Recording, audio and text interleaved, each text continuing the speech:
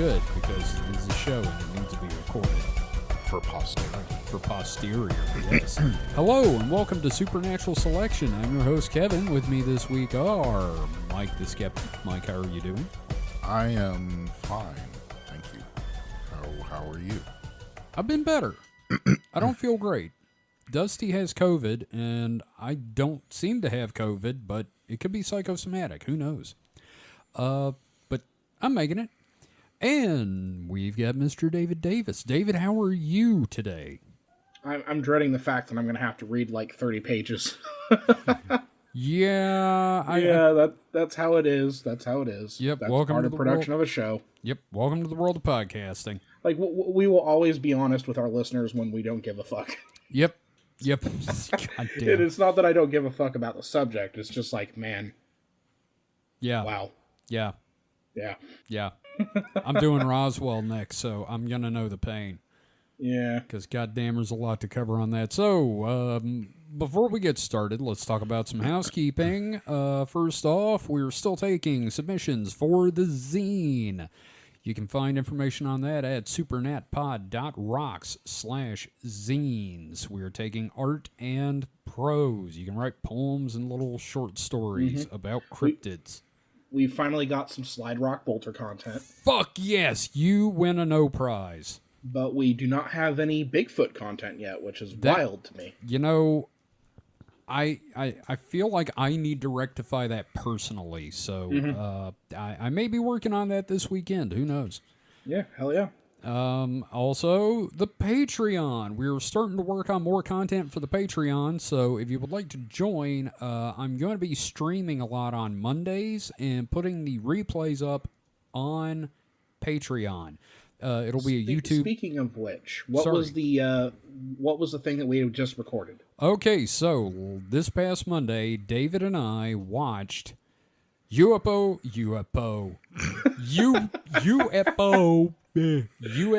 Cover-Up Live from 1988. It is the UFO live doc thing that really first got me into all this bullshit, hosted by Mike Farrell, BJ Honeycutt from MASH, and it is the one we watched is an edited down version, but it's still entertaining. We made a lot of riffs.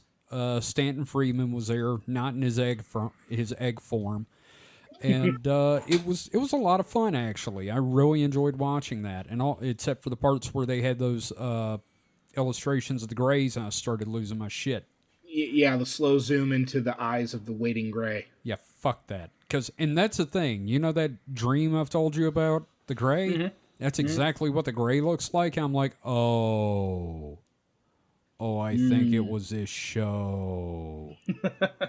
Oh, no. So that was a thing. So, yeah, we get that. We're going to be, as soon as our, shit stops happening, we're going to start recording some supernatural sources again. And I'm going to read from books at you and Mike. And all of that is going to be available on the Patreon. So that's right. Bring it full circle. Yep. At various donation tiers. So join if you can. And get stuff and things. And early episodes. That's the other thing. Mm-hmm. So, and I want to try to get Mike more involved in it. So I've just been busy the last couple of times. Yeah, bowling and other stuff. Well, that the truck, working on the truck. Got to work on the truck. Well, need it to get to work. Yep, pretty much. Mike should just record like a half-hour thing where he talks about bowling, like how his bowling has gone for the week. That would be funny, actually. Yeah, Bowled over with Mike the Skeptic. I got new bowling shoes this week and tried them for the first time tonight. Well, that's your topic for distraction hole, isn't it? Huh? That's good for you, man. I appreciate that. That's good. Yes. Yeah. Yes. So they're fancy shoes. Fancy. I'll talk about them later. Yeah. Well, what color bowling ball do you have? Now I'm curious. It is mostly black and blue with some white. It's kind of one of those marbled, swirly. Your balls are black and blue and white. And white all over. Oh, wow. God, that's sick. I can't believe we're talking about this on the show. No, it's a Brunswick T-Force, which I don't know what the T-Force is. It's Mr. T and the T-Force. But Well, now we know what color your bowling ball is. Yep. Blue balls. We're off to a great start. Balls. Yep. This is great. We're all exhausted. So, And I don't think we need to make this episode any longer. yeah, that's true. So, David, what are we talking about this week? Because I honestly forgot until I got the doc earlier. Yeah, we are talking about the Flying Dutchman.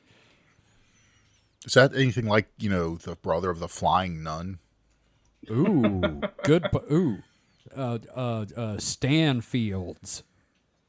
And no, I'm not talking about the ghost on SpongeBob SquarePants. Because if you look at the doc, because we do have the show notes available. Yeah, you can find I do a have link the screenshot from SpongeBob. Yep. Yeah, so I've been trying to get more ghost shit on the show. Both of us, yeah. And I figured the Flying Dutchman seems interesting, and I want to do an episode on it. And it is interesting, but not in the way that most people who listen to our show will find interesting, which we'll get into. Yeah. So I figure might as well just kind of dive into the depths. Yar. Yar har, dee har har har. Yeah. Probably a bunch of sailing puns, little nautical nonsense, and that sort of thing. So, to lay out the major problem with this subject, I was unable to find many contemporary studies and academic databases concerning the Flying Dutchman, as in the supposedly ghostly ship. Mm-hmm. Many of the sources regarding the legend tend to be less academically rigorous than some of the subjects I've covered. All right, I refuse to accept that our show is working from hearsay and rumor. That has never happened on this show before, and it will not happen again, I promise. Exactly. I was able to dig up some good sources and everything, but this is probably the most thin subject that I have ever covered on the show. This is the most bullshit you've had to scoop. Yeah. Welcome to my world. The other problem is that the most contemporary sources I found on the Flying Dutchman are in the context of Wagner and his opera, and that's for good reason we'll get into in a bit. Jesus. Yeah. So I'm just going to go ahead and put this out there. I'm not a believer in the Flying Dutchman as an actual haunted ship that exists. I think it's an interesting story. It's evocative of a whole field of ghostly ships and maritime hauntings. Do I believe ghost ships can be a thing? Sure. But I don't think the Flying Dutchman in particular is a thing. It's just an interesting story to me. Right. Wasn't there a ghost ship up in the Arctic that got spotted a lot until relatively recently when they actually found the damn thing? From the Lost Expedition? Probably, but there's also an explanation for that. There's a scientific explanation for what that is, which we'll get into. Okay. And here's the thing we're going to find about the Flying Dutchman. Every ghostly ship that has ever been identified at one point has been called the Flying Dutchman. Oh. Yeah, it's just hey, so it becomes kind of this weird catch-all for a phenomenon. Oh, like Q-tips. Yeah, or Band-Aids. Yeah, okay. Yeah. So, I find more interest in this whole thing as a representation of, maritime history and superstition and culture. The Flying Dutchman is very much an iconic bit of oceanic spookiness, and I really enjoy looking at it in the context of 17th century sailing history and that sort of thing. Awesome. I love that stuff.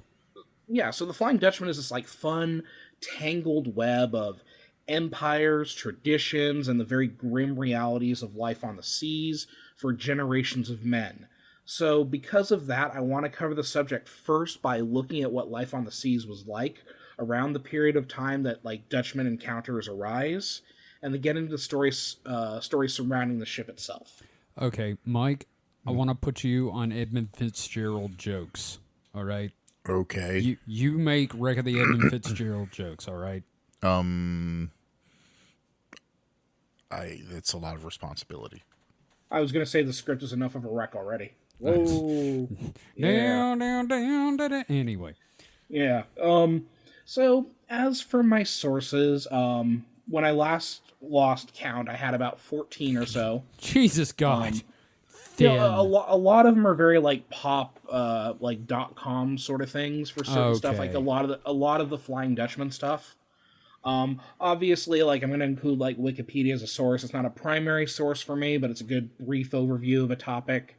So I'll cite them as they come up, but there are a couple of standouts worth mentioning up front.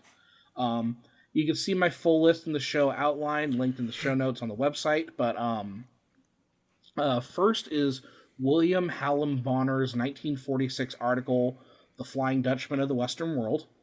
A lot of good overview of this. One of the more contemporary academic sources about like the phenomenon and not the opera. Right. And it came out in 46, so that's... Yeah, wow. Second, we have the book Crusoe, Castaways and Shipwrecks in the Perilous Age of Sail by Mike Rendell. I've always been fascinated by like shipwreck stories and that sort of thing. And with the Age of Sail, there was a lot of shipwrecks. Yeah. And you get a lot of details from that fiction about what life was like for sailors. This book also gives some contemporary accounts of what inspired the Robinson Crusoe story and everything like that. I'd also like to mention Atlas Obscura and Ancient Origins for decent overviews of the topic as well. Right. And before we move on, I just want to say, like, one of the reasons there were so many shipwrecks is because they were filling out the map and they just kept going until they literally hit land. Yeah, it's like playing Fog of War mode. Yeah, pretty much. It's like, oh no, Tyrannids. Yeah. So this is going to be a more historiography-based episode, which, go figure, it's one that I'm writing, and we're dealing with a lot of history. I don't know if anyone's noticed that pattern yet. Yeah, I think we got your MO down. Right. So we're immediately diving into a topic with a pretty acquired taste. If you like Master and Commander, all of this should be pretty interesting. If not, I'm sorry. We'll get back to UFOs next week. So, I want to talk about maritime history, particularly in the context of what was known as the Golden Age of Sail, as everything significant about the Flying Dutchman, from the name of the ship to the significance of seeing it to sailors, is tied to this very specific period of time. Right. So, me, Mike, and our friend Warren had a great experience when we went and saw Master and Commander. Mike, do you want to tell them about that joke, or should I? Go ahead. Okay. So we're sitting there in the theater, and I think the three of us were enjoying the movie way more than the rest of the audience, which wasn't full, but there was enough people there watching the movie. And it gets to that part during the dinner where they pull the weevils out, which we're going to talk about the weevils and the maggots and stuff in the food later, I know. I mean, we have to. And, he's talking to his naturalist friend, and he asks him which of the two weevils he would choose, and the guy says, well, I would choose this one. And he said, why? Well, because it's larger and blah, blah, blah. He said, no, my friend, you were wrong, because in a situation where you're given these two, you must choose the lesser of two weevils. And me, Mike, and Warren just fucking cackled. Like, busted out laughing. Crickets from the rest of the audience. Yeah. I felt like that scene in Men in Black with Will Smith sitting there going, that's fun, but y'all ain't laughing. That's pretty much what happened. Yeah, I also want to point out that this is the second time I've heard this story on our show. Yep, don't care. I will tell that story for the rest of my days. That is a fucking banger of a joke. Yep. No, that's a great fucking absolutely. joke, and it was lost on the plebes we were seeing the movie with. Well, and any chance to talk about Master and Commander is a good opportunity, I think. Billy Boyd does not get enough credit. So, this period of history occurred from around the, I'd say like the mid-15th century to about the mid-19th century. So roughly, what is that? The 1600s through the 1800s? 15? That would be the 1400s to the 1800s, I believe. I suppose if we're throwing in Columbus. Yeah, but the 15th century. So we'll say mid-16th century then. Okay. That's closer to this golden age. Sure. So, this period kind of overlaps with the development and the rise of what we consider to be like the modern era, the modern world.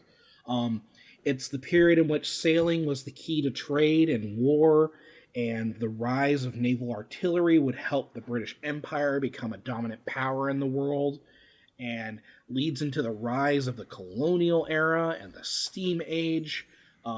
This period would also overlap with the era of piracy. Like, there is a lot going on here simultaneously. Yeah. Like, when history happens, it happens all together. Yeah. Like when we covered Nostradamus, right? Like, oh yeah, a span of 50 years, like going from a medieval period to like, oh, we're starting to enter what's considered like the modern period, in the lifetime of this Italian guy. So, so we're kind of looking at one of the most significant periods of exploration, technological advancement, and cultural crossover in human history. And like the numbers of the dead in ensuing wars and colonial operations support that.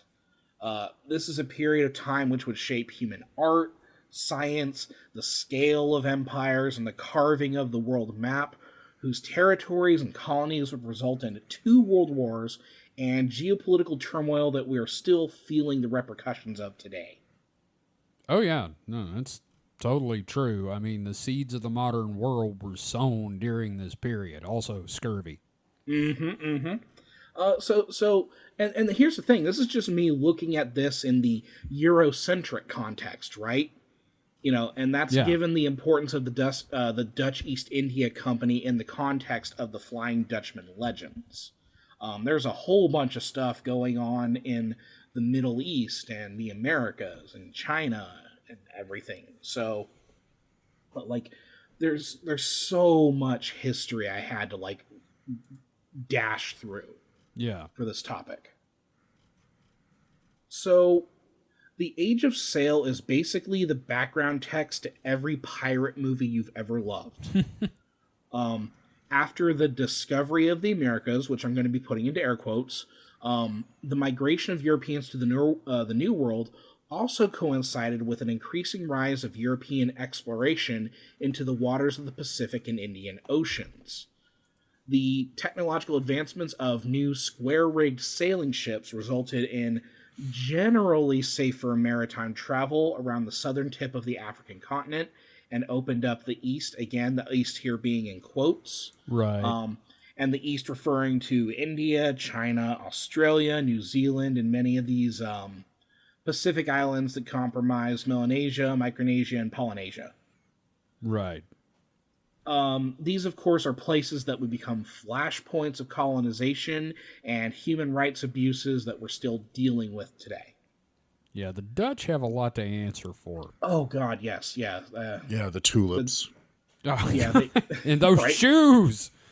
They will have to pay for their crimes eventually. Yeah, they will be beaten to death with their own wooden shoes.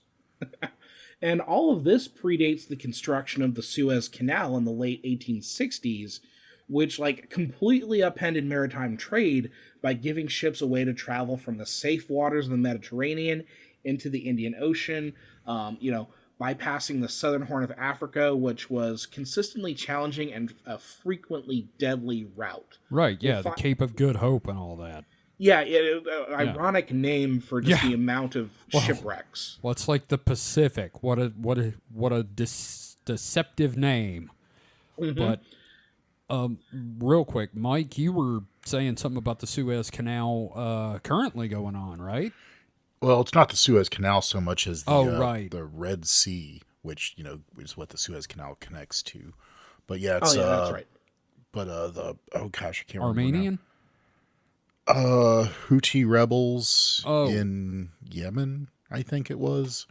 They're basically doing drone attacks on cargo ships that are either going to or coming out of the Suez Canal, and making a lot of shipping companies have to go around Africa. Can you imagine fucking Jack Sparrow with a fleet of drones? Jesus God Almighty!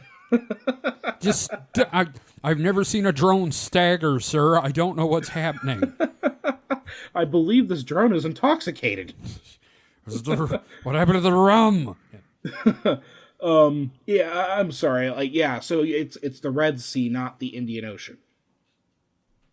Or I don't know. I don't know my geography. I'm American and uneducated, so I don't know. So, yeah, I'm trying to remember now. Okay. Yeah, The Indian Ocean. The Indian Ocean is the ocean to the east of India. Mm-hmm. That's basically above. It's that ocean right there. Okay, so right, geography not my strong suit. Yeah. Okay. Yeah, I think I got like a B in geography. I don't know. Anyway, so to understand why the Flying Dutchman exists as a cultural phenomenon of this period of time, we need to understand just how awful and dangerous life at sea could be. In a sense, it seems like millions of men would willingly sign up for a job that tried to kill them in like dozens of interesting and cruel ways. Okay, first off, it's the Mediterranean and the Red Sea. I just looked it up. Okay. Secondly, and here's the thing, and this is true today, people will do dangerous and terrible things on just the off chance that they might make money. Everyone, and this is a saying that I've heard, and I'm paraphrasing here, everyone thinks that they are a temporarily inconvenienced rich person. That's true. Also, I'm looking at a map and like the Indian Ocean is like is like connected to like the Red Sea. Okay, that's why I'm thrown off. Sorry, okay, it's cool. It's cool. No.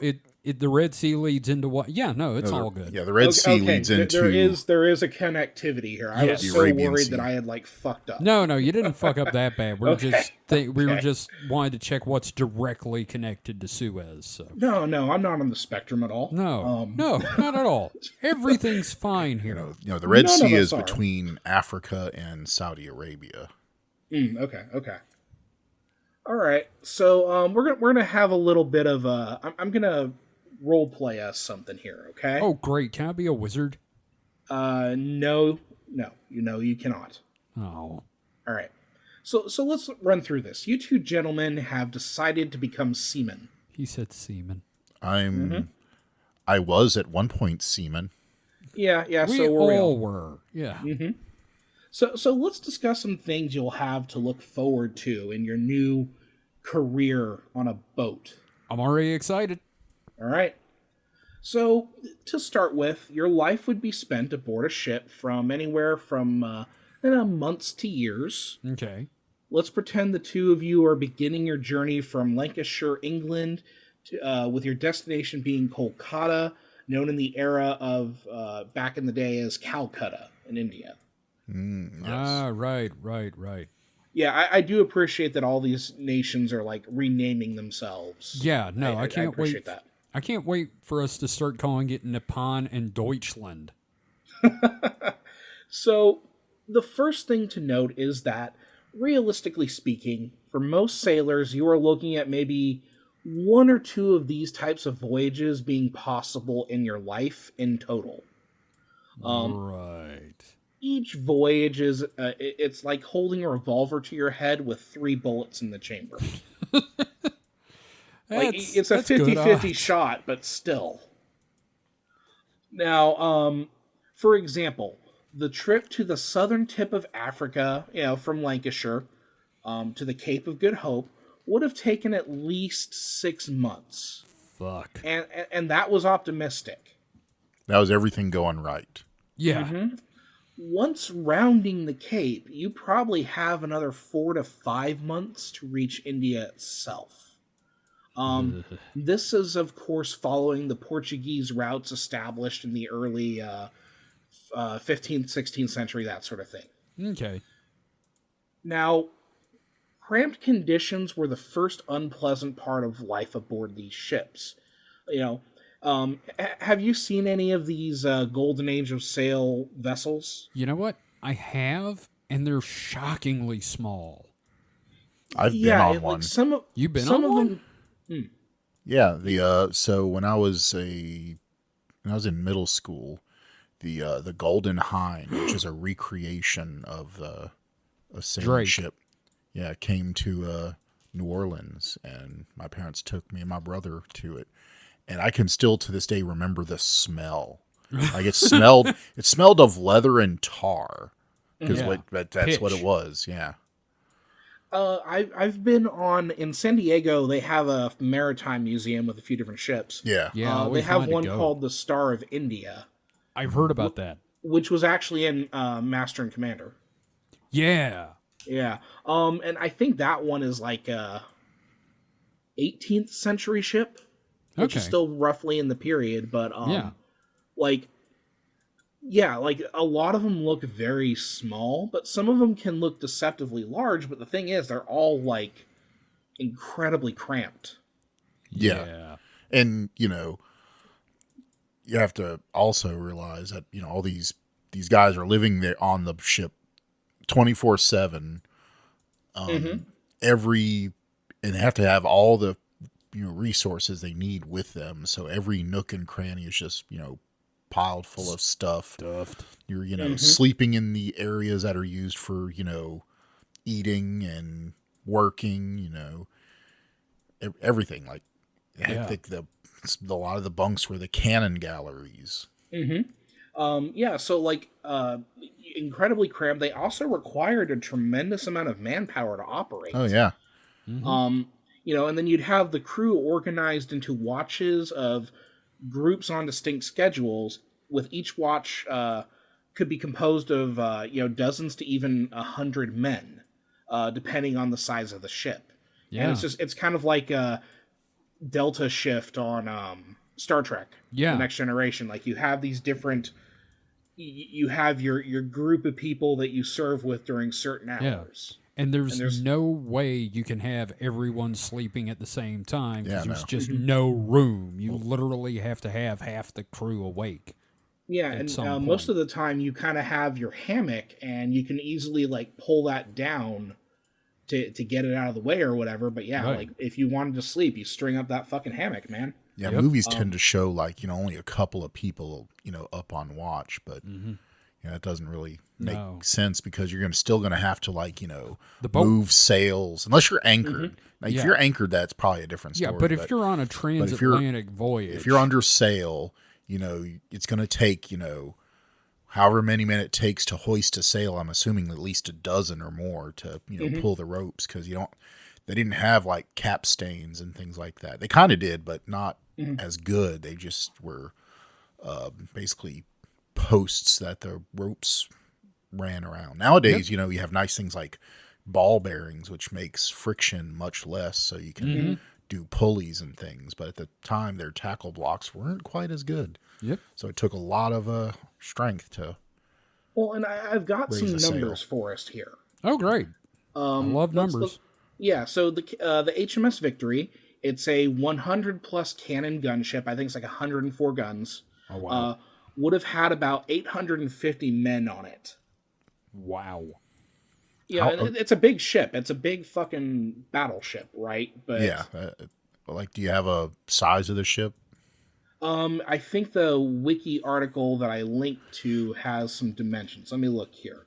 Okay, length 186 feet on the gun deck, 227 feet 6 inches overall. Yeah, I'm looking at a picture. That's one of the bigger ones, but like, Yeah, like, That but sounds like a like big look at the boat. size of that person there, and in that picture, yeah. and that you got to fit 800 people on that. God, I kind of want to throw up thinking about it. Yeah, and then the Henrietta Marie, a slaving ship, would have carried about 200 slaves from Africa to the West Indies, not counting the crew that actually served on the ship. Oh, boy. And we've all read the slave narratives and like how they would jam people into those holds. Yeah, it's like a fucking can of sardines. Yeah, so like there's a lot of fucking people on these boats, and even like the big ones are still pretty damn Yeah. compressed. Because I'm looking at that, and I'm like, If that was a building, the fire marshal would shut it down for having that many people on it. Yeah, and now imagine you're stuck on there for 6 months just to get to the Cape of Good Hope. And they have not invented deodorant yet. Well, they have not invented daily bathing yet. It's going to smell like those 2 hobos you gave a ride to the train yard, Mike. I mean, God, those guys were, ooh, man, that was bad. Yeah. And So- these guys are worse. Yeah, so, like, with that said, contemporary records of captured merchant ships by pirates often list far smaller crews than what a ship might have set out with. They'll be like, we captured 12 men. And it's like, because they were the only 12 men on this boat of what should be like 100 people. Right. And that's because a lot of people fucking died. Oh, yeah. or they would, like, disembark when given an opportunity. Like jump ship. Yeah. So... Yeah. Oh, yeah. Yeah, no, go for it. No, I was going to say, like Mike was saying, you get to your destination and then, like, half the crew's like, you know what? Fuck it, I'll live here now. Yeah. If half of you haven't died from disease, you know what I mean? So I'm not getting back on that boat.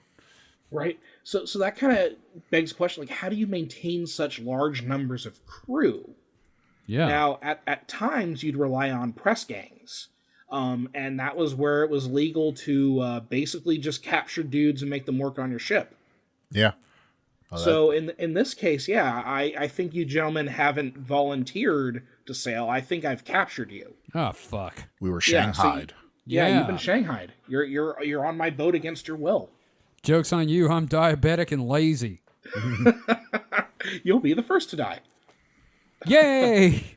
So, poor food and pay were another concern for you two sailors. First off, Mike and I prefer the term sea people. Yeah. And second, you are still ruining One Piece for me. Stop it. Wait a minute. You get paid? Sometimes. I mean, doesn't I just get beaten whenever I get pulled out of a burlap sack. That's being paid. Get the mic sack. Oh, God. Climb the jib, boy. Climb the jib and the mic sack. So, one fascinating example of the lengths sailors of this period would go to fight starvation, it comes from records regarding Ferdinand Magellan's 16th century voyage westward towards the Pacific Ocean through what we now know as the Strait of Magellan. I wonder who discovered that. It was Steve Gutenberg. So during a 14-week period without landfall, because they just kind of like emptied out into the fucking Pacific and were like, okay, we'll keep going. Yeah. The crew would eat sawdust-packed ship biscuits and eat the leather parts of their gear, such as belts and boots. This is some pre-cannibalism Donner Party shit right here, because that's what they were doing. They were boiling their clothes and eating the fibers. When you get hungry, Oh, yeah. you get hungry. And my thing is, like, I had been, like, 30 minutes late for dinner at work, Mike. Yeah. And when you walk out of the back, I'm looking at you like you're a turkey. So I'd be fucked. I was gonna say you can't be that hungry because I've gone a while without eating. Yeah, I'm a fat, lazy. Well, I'm not fat, but I'm a lazy, hungry man. Kevin's not as strong as you, Mike. Yeah. You're just used to not being hungry. Yeah, I think Mike would actually survive. Kevin, I'm not so sure about you. Oh, I'd be dead in the first week. Anyway, let's move on. Yeah. Let's not talk about my death. Usually, your rations would consist of salt beef or pork, cheese, fish, and of course, ship's biscuits, which are pretty goddamn unpleasant. Think of like a thick, hard cracker. Dolph Lundgren, got it. Yeah. And like, have you guys ever tried like salt beef or pork? I mean, I've had jerky, but yeah, this is literally where you just take meat and you shove it in a barrel under salt, layers and layers of salt. Yeah. And then you pull it out and then you like cook Rinse it off. Yeah. Yeah. Wow. Yeah. The ship's biscuits, though, particularly are like, ooh. Yeah, like, hardtack. Like, yeah, hardtack. Yeah, I've seen... And McCormick. Oh, God damn it. That's Hardcastle. If you watch Townsend and Sons, they did a video on hardtack, and it did look incredibly unpleasant. Yeah. What was great about it was like how shelf stable it was. Yeah. Well, yeah, even if you got like the maggots in it, like a lot of it is still edible. And speaking of maggots, you just eat the maggots. With any of this food, you need to deal with traces of mold, rat droppings, and maggots. We call weevils, that Southern spices. Yeah. Fresh fruit and vegetables were a luxury. Like, you could get them, but that's after you get to like a port, right? Yeah, right. And if you have the room for it, and then like clean water was better spent on other things. Like, most people throughout human history end up drinking a lot more beer than water. So you could very likely drink yourself to death on like grog and liquor over the years of continuous voyages. I'm just imagining an AA meeting on a ship going around the Cape of Good Hope. Just, my name is Shim, and I do be an alcoholic. Like, I just want everyone to think about the smell. No. Like, people who have not bathed in damp, compressed environments, just working, heavy labor. They're probably rotting on the inside. Like, they probably smell like an alcoholic, right? Oh, yeah. And that's not accounting like the open wounds that they probably have. Oh, the burned hands from the rope. They have no toilet paper. No toilet. Well, I mean, they do. They have a head. They got a but pod. it's just basically a seat that hangs over the side of the ship. Yep. Man, we have an unhoused person that comes in and buys at the store, and dude's cool and everything, but like during the summer he marinates, and I imagine just an entire ship of that, but with grog smell. So yeah, like, not super pleasant, but it's gonna get worse. Oh, thanks. Yeah, you guys are eating pretty well. You guys are doing okay so far. So, if starvation doesn't get you, there are a number of ways you were still likely to die. Isn't that a Seth Splinter MacFarlane movie? Yeah. So it's a million ways to die on a ship at sea. Yeah, there you go. I get a splinter, gets infected, and I die of gangrene. Yep. It's so fucked, but yeah, that's entirely possible, man. In fact, the death rates attached to West Indies voyages mean that you may not have willingly become a sailor, as is entirely likely you were press ganged, as mentioned earlier. So I'll say I drug your drunk asses out of a tavern, and now you're on my boat. Fuck. You have no say here. The churn of bodies needs to be maintained, and oh boy, was churn a factor. So the ship is the emperor of mankind, and we are the psychers being thrown at the golden throne. Nerd. Yes. Okay, sorry. Yes. No, but 40K for the win. Yep. But no, I remember seeing like on a documentary of people being shanghaied. There was like a bar on the waterfront. I think it was San Francisco or something like that. Oh yeah, they just where the trap door. They had a trap door. And so, that someone that would get really pissed, they'd get people just pissed drunk, like buying them, free beers and stuff, saying they were celebrating. And, they get pissed drunk and just shove them through a trap, knock them on the head if they're still awake, shove them through a trap door, which was down to a rowboat. And when they came to, they're on a boat out at sea. Yeah. It's so fucking cartoony. No. It's so fucking stupid, and I love it. It sounds like the kind of thing that would happen at the beginning of a Bugs Bunny cartoon. He wakes up on the ship with a big knot on his head. They should have done a Bugs Bunny cartoon of that. They really should have. Now, with like Elmer Fudd as the captain. Or Sam. Ooh, what if it was like Elmer Fudd's the captain and Sam's like the first mate? Team up I hate that captain. And it was like, and it's Bugs and Daffy shanghaied. Oh, God. I feel like it's Bugs who would be shanghaiing people, because he's the... No, he's always the sympathetic one. Yeah, no, things happen to Bugs and he reacts. Not always. Bugs Bunny's a fucking dick. Yeah, but I still think he'd get knocked in the head at a bar and wake I've up never and seen, then make things miserable. I've never seen Bugs let's Bunny just split not. the difference to say it's Daffy Duck, because Daffy Duck can That's be used in any fair. capacity. I was gonna say I've never seen Bugs not be basically the protagonist role. Except for when he sawed off Florida. There were some 60s cartoons where they paired him with, I think, I don't know, they paired him with another character and he was just like an asshole. Like he was an asshole, but it was always like, the opera singer waking him up all the time. Whenever they did the Tortoise in the Hair Hair's cartoons. The one time he was an asshole. Oh, true. That was before they set his character though. That was proto Bugs Bunny. Let's not get me started on this. I'm trying to restrain myself. Kevin's over here sitting on his hands going. I'm thinking of that weird period of time where they paired up Daffy Duck and Speedy Gonzales. That was kind of fun though. Yeah. Again, Daffy Duck is the perfect Looney Tune. Yeah, but this is also the wrong show for this. That's our new motto. I mean, we say it every time. This is the wrong show for that. This is the wrong show for this. Well, it's still connected because we're going to be talking about people being horribly maimed, much like in the cartoons. Yes, awesome. So, accidents were a frequent occurrence. Of course they were.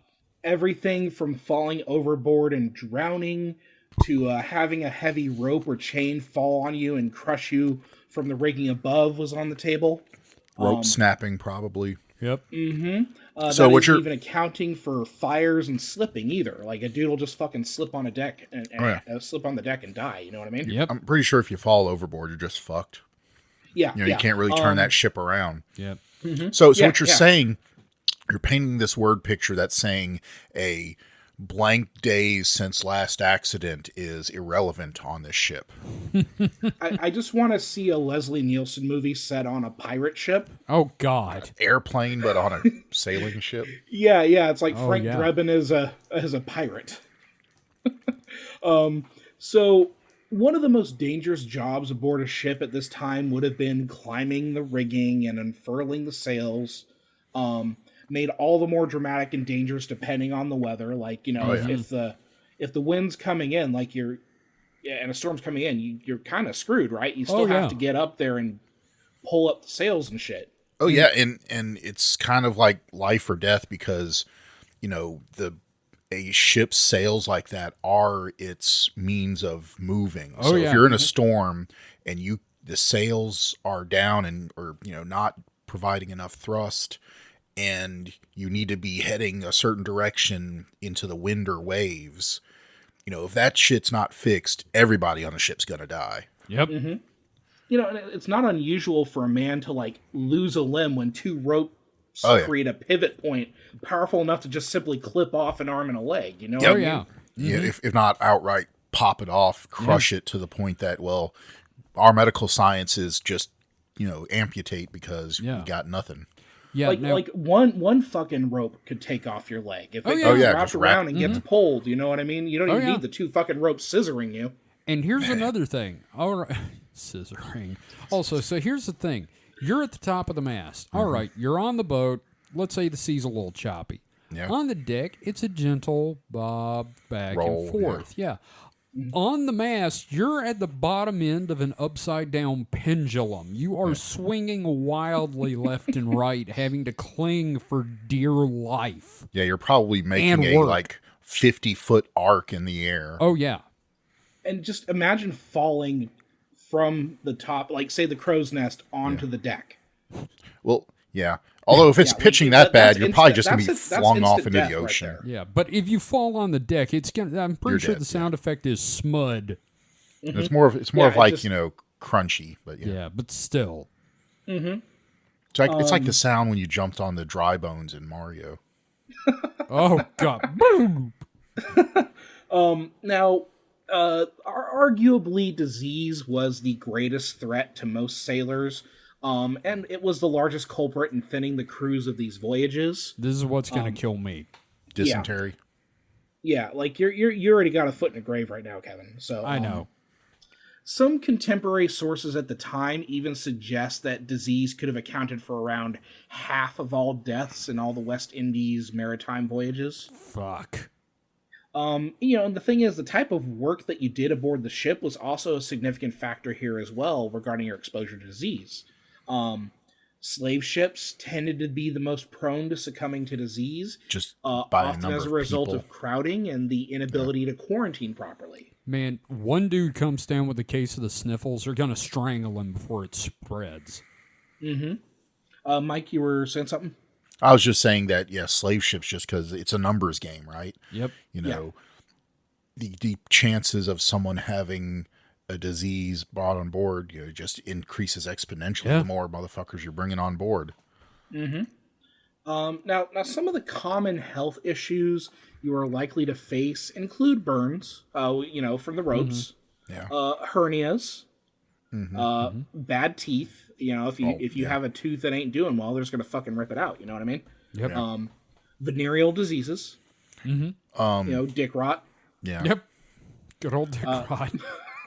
Speaking of dick rot, festering wounds. So here's a question though: Are they passing the VD around? Oh, they are. It's it's like prison gay. Is it gay for the voyeur? Any port in the storm, if you catch my meaning. Yes. Of course, malnutrition. Mm-hmm. A whole array of tropical diseases. Mm-hmm. Yeah. And of course, amputations. An amputation, I would say today is probably still a pretty risky prospect. Sure. Oh, yeah. But back then. Yeah. Look, more than likely you get gangrene, right? Even in the far off future from this time of the Civil War, we're talking 200 years later, 300 years? Well, so like 100 to 2, yeah. Yeah.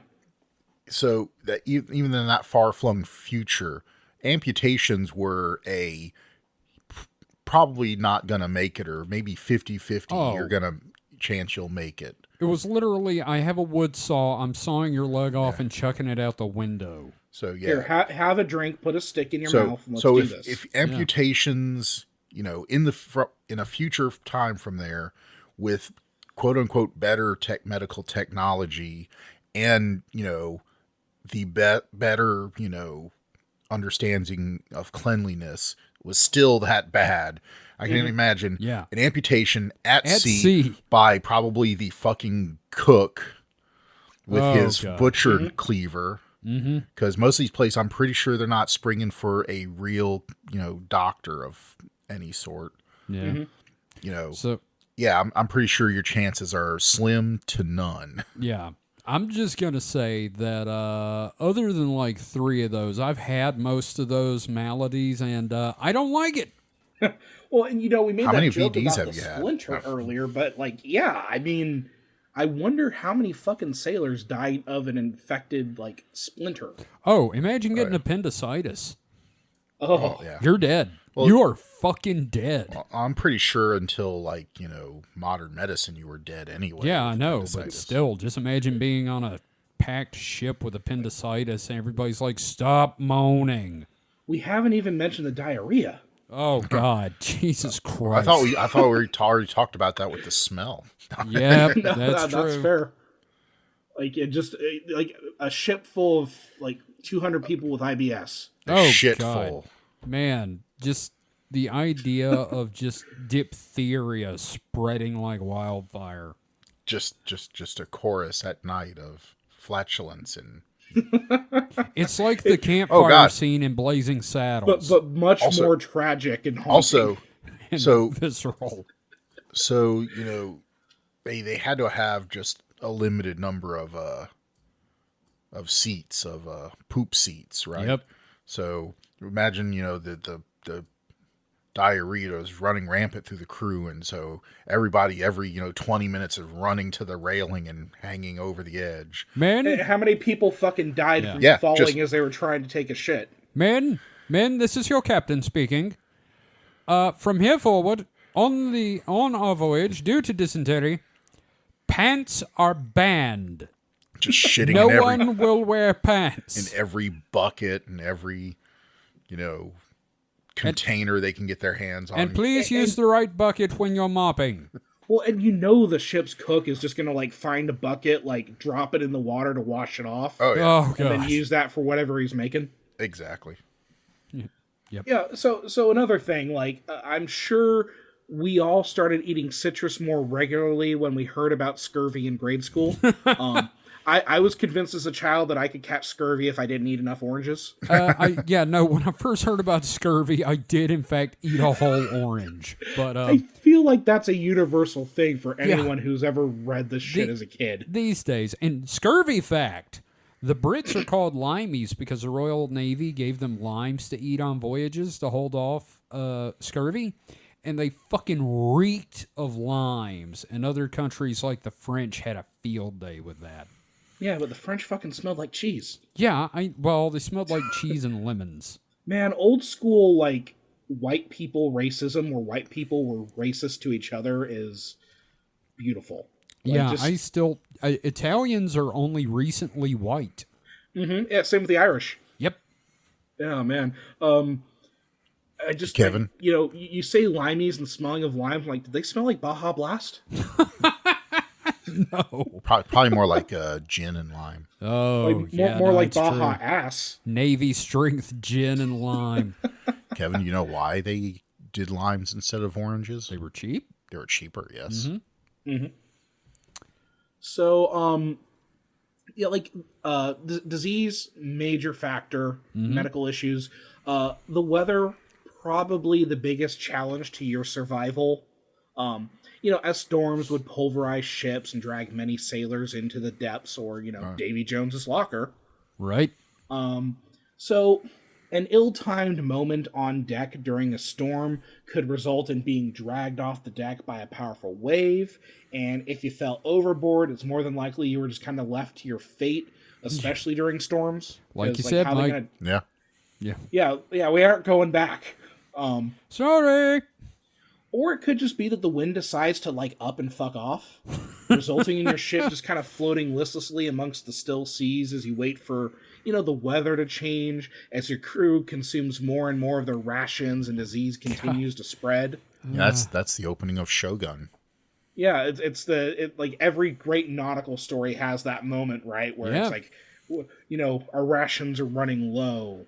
We haven't had a wind in 2 weeks. I told you, sir. I saw Master and Commander already. We haven't even talked about, like, the shipwrecks or being dashed on the rocks or reefs either. Yeah, by comparison, it's probably more of a rarity. I'd rather crash. You only have to worry about that when you're near land, pretty much. Mm-hmm. So Yeah. and you're in the middle of the ocean. There's nothing for fucking.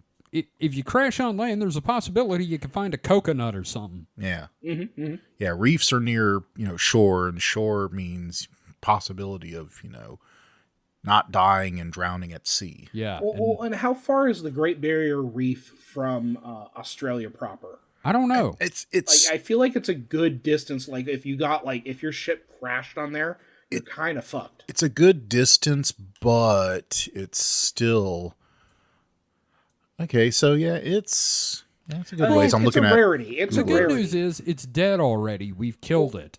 Well, and here's the thing: you're being so tossed around in a storm coming around the tip of Africa, and you crash into a cliff. Like, you're still fucking dead.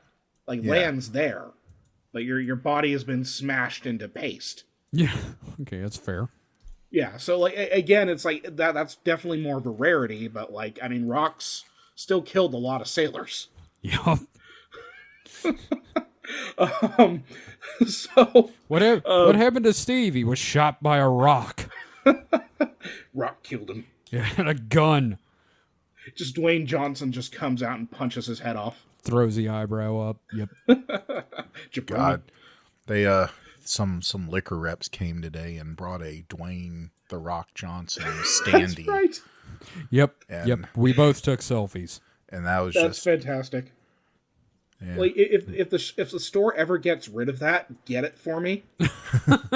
Hey, look, I already figured I was gonna, nick it. I don't know if I'm gonna use it for target practice or something, but no, that's fantastic. Johnson. I love it. You guys also got like a Kraken rum display or whatever? No, but I have a gray alien standee from Boone's Farm, or not Boone's Farms, from Bonnie Doon. Bonnie Doon Vineyards.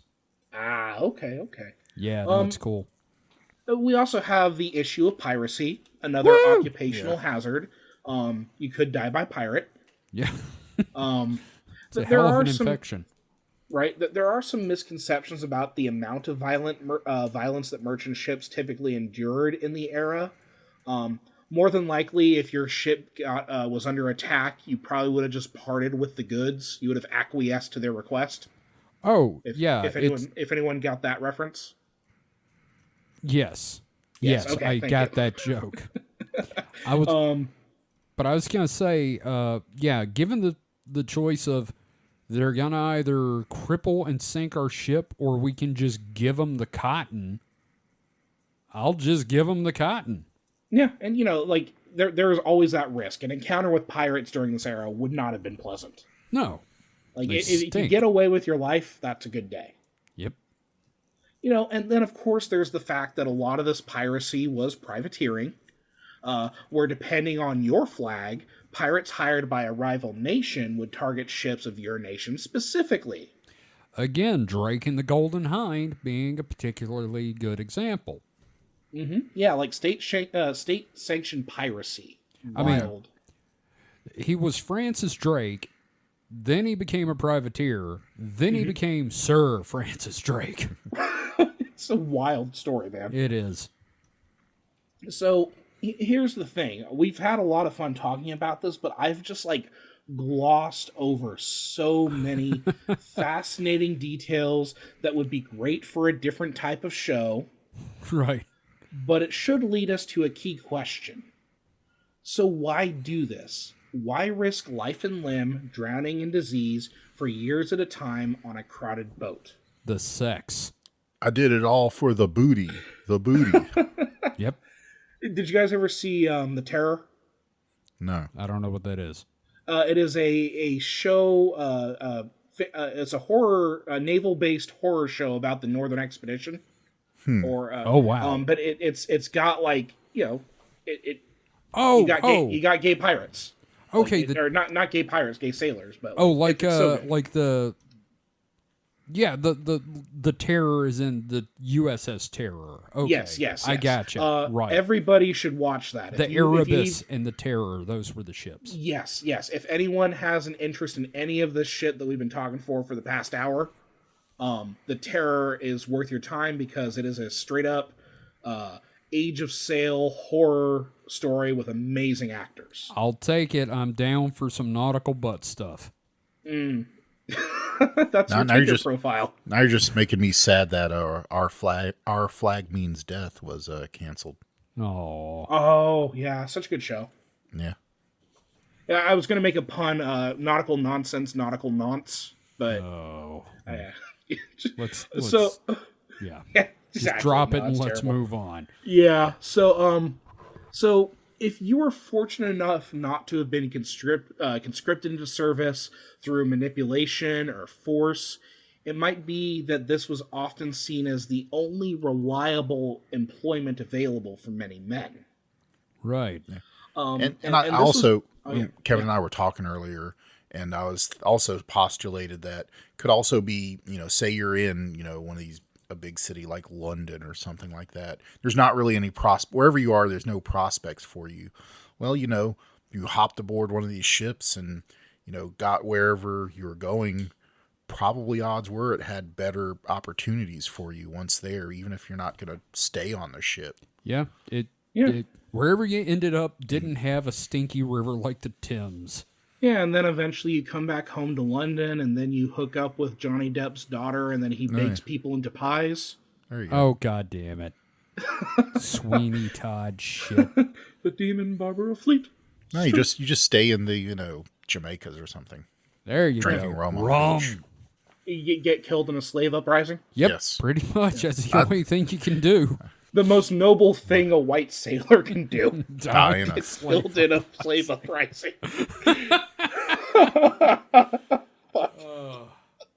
Oh, God. All right. It's the death of kings, and hopefully you'll be the death of technocrats. Yes. Slave uprisings. At least you will be full of citrus. Yeah. No scurvy today, motherfucker. I died from a spear, not scurvy. Maybe that's how Elon Musk will die. I hope Slave so. uprising. So, this ended up being kind of like a more reliable form of employment for many men, and that's usually because like large merchant companies would operate fleets of ships and require hundreds of thousands of bodies to operate those ships.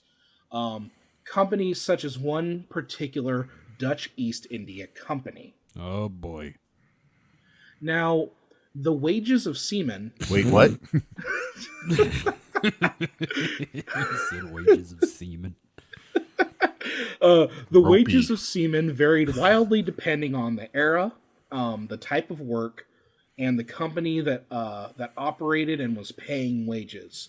Right. Often, you were compensated in shares of voyages that would be paid out depending on the arrangement and nature of the voyage. Mm-hmm. Like, for example, sales of Chinese silk back in, London town or whatever, right? You'd get paid a percentage of that. With that said, larger merchant companies were usually a safe bet for a fair wage. Right. Often which included food as part of those wages. So in that regard, the Dutch East India Company was a very successful employer that paid fairly well. Man, I can't wait for Walmart to do this. Right. Yeah, no, like Amazon is there, man. Like yeah, if Amazon starts like paying you in like food. What's that Amazon owned Whole grocery Foods store? Yeah, Whole Foods. Yeah, they just like, pay you in organic burritos. Yeah. Like if Amazon starts paying you in like Whole Foods, like we're there. Oh yeah. Oh boy. So the Dutch East India Company, or Verenigde Oostindische Compagnie. Wow, very nice. I don't think so. I don't think that was very nice at all. I thought you nailed it. You sounded like the Swedish chef. Or VOD was the first joint stock company in the world. So it's their fault capitalism happened. Mm-hmm. Oh, yeah. Established at the turn of the 17th century, and it is a great example of the horror of modern capitalism. Yay! It operated as a quasi-governmental entity, given its importance to the connections it had to the very power structure of the Netherlands at its formation. Yeah, I don't really want to get too into it, but these guys ran fucking colonies like a government and had standing armies and fuck, I'm getting sad. I don't want to get into a Robert Evans thing. Like, yeah, you can literally trace the causes of the First World War all the way back to, like, the Dutch East India Company. Yeah. Yeah. Now, the Dutch East India Company was also hugely important historically, as it represented a change in the thinking of maritime trade and expedition. Now, most voyages were comprised of companies that would exist for the purpose of a single voyage and then be scuttled at the resolution of that voyage. So it's like we just started Jim's Ship Company, and after we do that one shipment, Jim's Ship Company ended. Yeah, because of like the cost of getting an expedition going and the manpower and the loss of life. Like one voyage is that's it. Wow, that sounds like how Hollywood makes movies. Oh, yeah. Oh, man. Yeah. So such voyages, as we've discussed already, were high-risk ventures, and we didn't even get into the economics of merchant goods and how prices could be high when you begin a voyage and then bottom out a couple of years later when you return. Oh, yeah. Yeah. Oh, geez, yeah. That's like Egyptian cotton versus Southern cotton and all that. Yeah, no, it's fucked. Yeah, what is it? The exchange, the triangle exchange. Yeah, all that. I'm trying to remember shit I learned in grade school. So the VOD was founded as a cartel, and it was modeled after the English East India Company.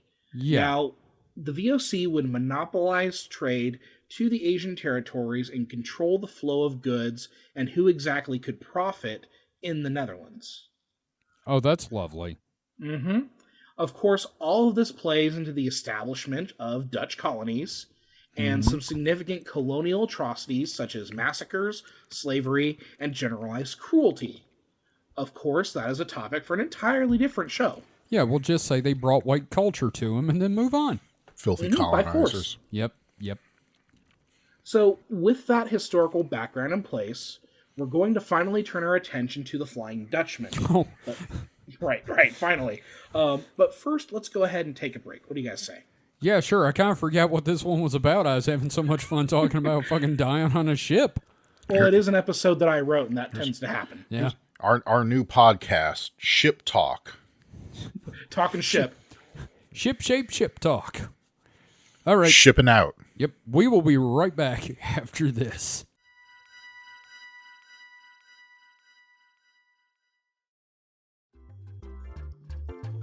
Hey there, if you're listening to this podcast right now, you're probably into cryptids and monsters. Well, if you have a creative spark, you can always join us in our first ever Supernatural Selection zine project. For 2024, we are doing cryptid encounters, where you can draw or write a encounter with a cryptid of your choice, and we'll put it in the zine. The current submission window is from early January to late June. If you're interested in finding out more, you can always go to supernaturalselectionpod.com/zines. That is ZINES. Now back to the show.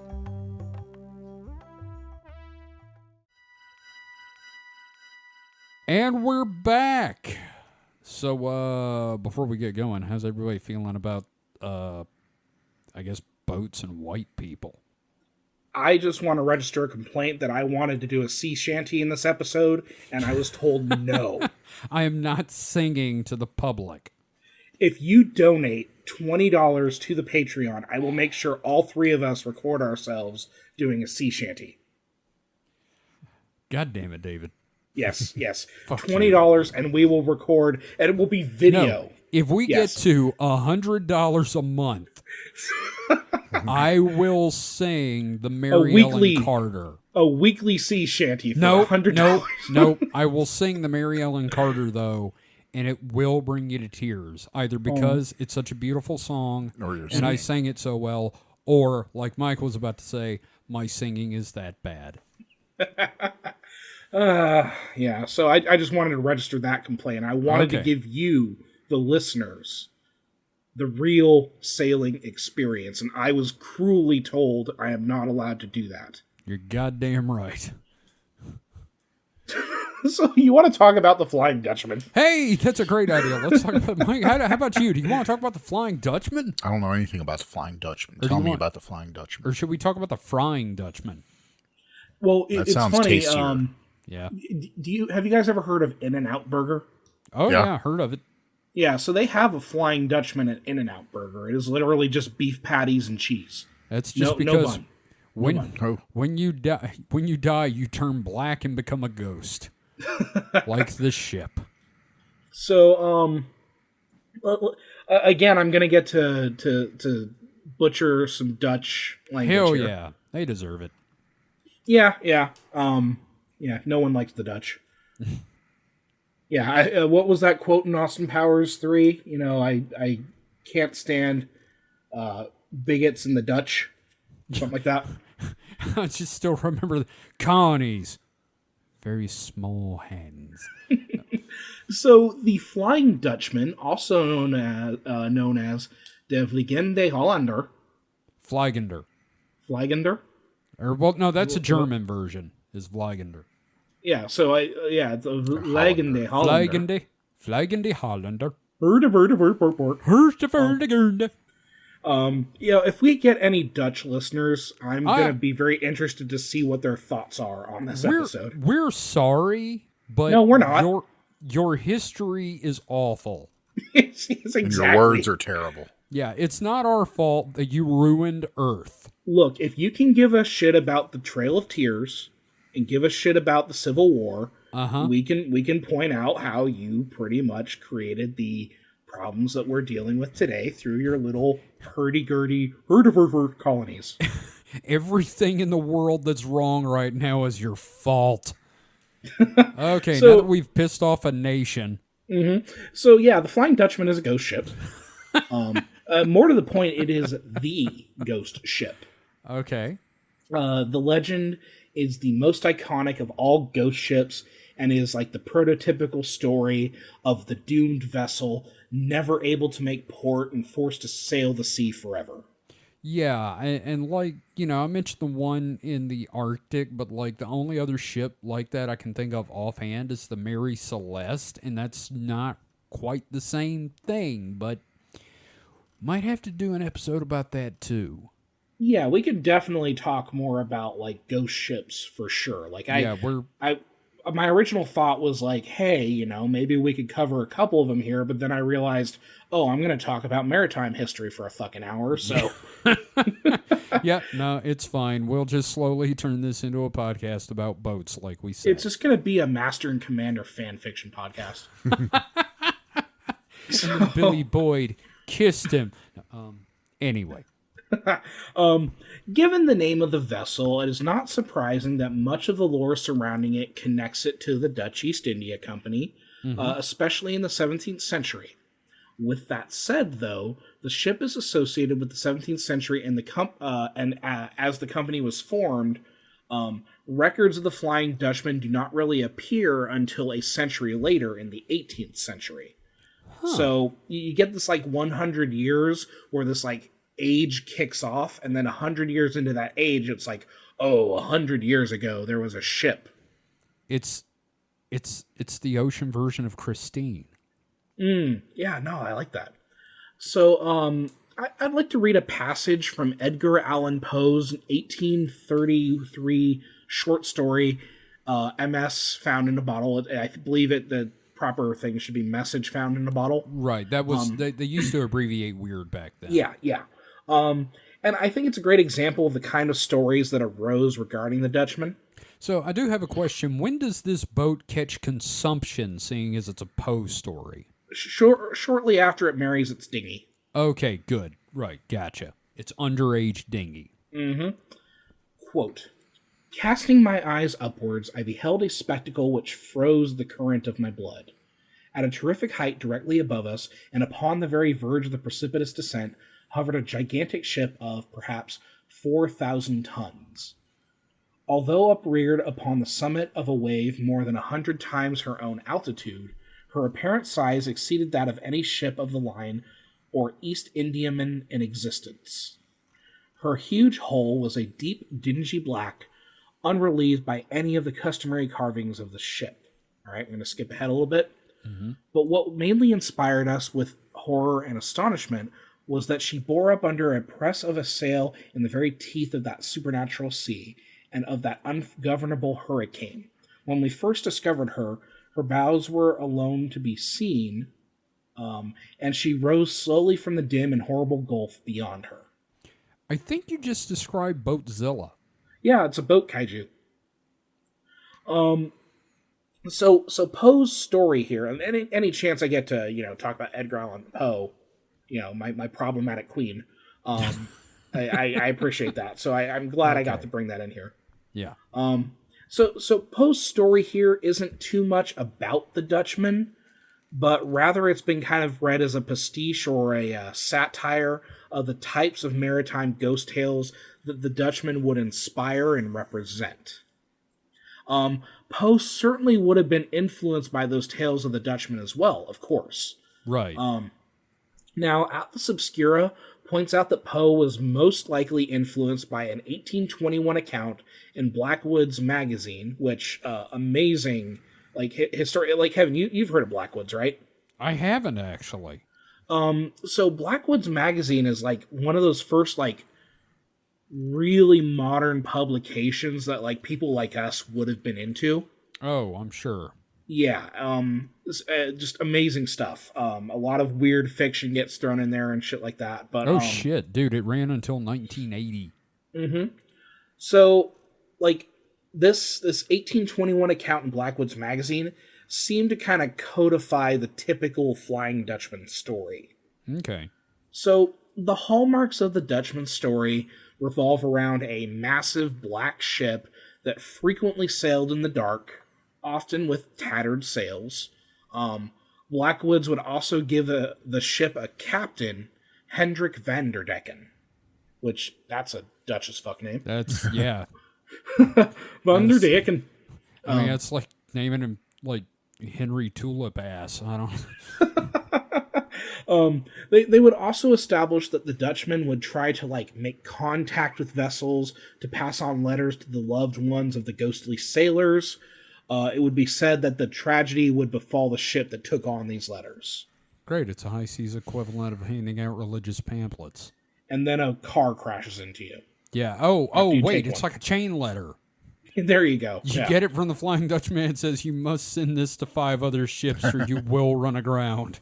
Well, and then like chain letters were a thing for centuries, like even before this period of time. So you're not wrong. You're not wrong there. Yeah. Now there are varying details as well. As much of this is the result of like oral storytelling meant to provide character and explanation to any number of superstitions at sea. Some versions of the story place emphasis on a devilish deal orchestrated by Captain Vanderdecken, or sometimes Captain Bernard Falk. Yes. Go fuck yourself. Yeah, fuck all the seamen. In fact, what we attribute to Vanderdecken, a lot of like the storytelling today, was likely originally based on Falk. Oh, okay. Now, the story like revolving around Vanderdecken or Falk, this version usually highlights the supernatural speed by which the Dutchman would sail from like Holland to Indonesia in like only 3 months, which is astounding given such a voyage would normally be close to a year. Like we've talked about that. The source of this speed is the captain's deal with the devil, and the disappearance of the ship is the result of the devil calling to collect what he is owed. That's one variation of this. So the Black Pearl from the Pirates of the Caribbean, basically. Yeah, absolutely. If you're thinking of the Black Pearl from Pirates of the Caribbean, you're right on there. It's based on the Flying Dutchman. I keep trying to say frying. Yeah. The Friars Club Dutchman. Ooh, wow. Get roasted, bitch. That's what happened to Captain Vanderdecken. Oh.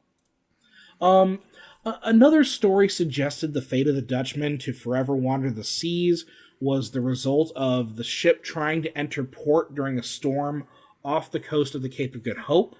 In 1821, August Jal wrote a version that suggested the sinking was the result of the hubris of the captain, who defied the seas to sink him. And the seas are like, bet. So, okay, Odysseus.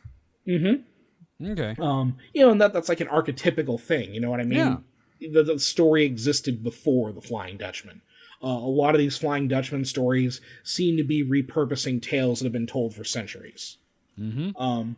Other versions, such as Sir Walter Scott's account, suggest piracy was a component of the story. Quote, originally a vessel loaded with great wealth, on board of which some horrid act of murder and piracy had been committed. Now some say that they took out a title loan. Dun, dun, still dun. on the run to this day. All of this is great, of course. I love all of it. Yeah. It's perfect ghost story fodder where everything sounds plausible. You know, you just pick the one that you like the best and you got the foundation for a good story. Yeah, no. And like each one of these definitely feels like, oh yeah, that's how you get a ghost ship. you want a ghost ship? That's how you get a ghost ship. Oh yeah, now that's how you get a ghost ship. Mm-hmm, mm-hmm. You keep doing that, you're gonna have a ghost ship. Yep, you do that all the time. You gotta get a fucking ghost ship, man. I can't believe you shot that albatross. Now we're gonna get a ghost ship. Yep, you shot the albatross. Now we're gonna get a fucking ghost ship, and we're never gonna get to go home. However, details generally do not line up. nor is there much support for the supposed history of the Dutchman. There does not really appear to be any record of a Captain Vanderdecken. Go figure. Not even really any details of like a ship called the Flying Dutchman. Yeah. Although records do exist. Captain Vander Upperdecken doesn't exist. He was promoted. He occupied a position above. Is Captain Upperdecker. Yeah. The records do exist of Bernard Falk because he was apparently like one of the fastest people to captain a ship. The Speedy Gonzales of the seas. Oh, the Captain Kirk of his time. Yeah, the Speedy Falk. The Speedy Falk. Yeah. So, and again, like, I can't find, like, records of there being an actual Flying Dutchman. Of course. Yeah. But, like, there is records of this other captain who was probably the inspiration for who would become known as Vanderdecken. Now, the biggest takeaway I want to throw out there before we talk about recorded sightings and theories is that this is the perfect ghost story for sailors. The origins are nebulous enough with enough cultural and historical backing that it proved incredibly adaptable to virtually any anxiety or omen of doom on the sea. Right. Like, yeah, any fear or anxiety you might have. Like, oh, there's a woman on board. And then we see an optical illusion, that's the Dutchman, and there's probably some fucking story where the Dutchman had a bride. Sure. Right? The boat? The whole boat had a bride. Yeah. Oh, Okay. yes. Yeah. There's a little clipper ship.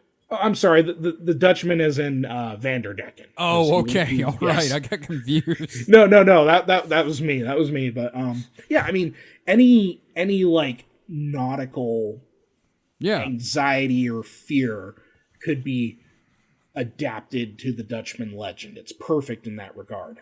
Right. Now, despite this flexibility, there is enough of a common thread that this becomes a distinct story among the hundreds of ghostly ship encounters throughout the historical record.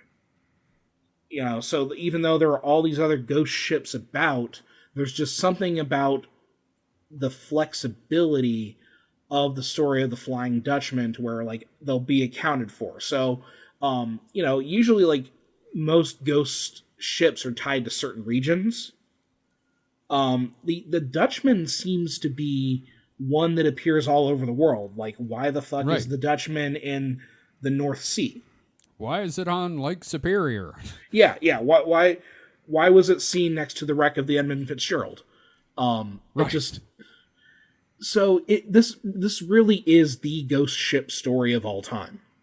Well, I mean, it makes sense. Well, sailors have always been said to be a superstitious bunch and of cowardly guys. lot. Yes, thank you. Just like Batman said. And this is like the oceanic equivalent of the boogieman. It's pretty perfect for that. Imagine you're on deck on night watch and you see what looks like a black ship near the horizon with lights. Mm-hmm. And then you just shit your pantaloons because it's the Dutchman. Mm-hmm. Now, when did you guys ever... Now, Mike, you've never heard of the Dutchman before this? Or? I mean, I've heard the name before, and what was your context for it? I don't remember. I mean, SpongeBob? sure, it's been around in, the, what'd you call it? Cultural zeitgeist? Yeah, that's a good term. Like, you knew it was a ghost ship, right? I think so. I mean, it sounds about right. Yeah. What about you, Kevin? Yeah, I was going to say, every now and again, I get it confused with Mary Celeste, and I have to think about it. But, like, again, I think all mine was cultural zeitgeist. I knew it was a ghost ship.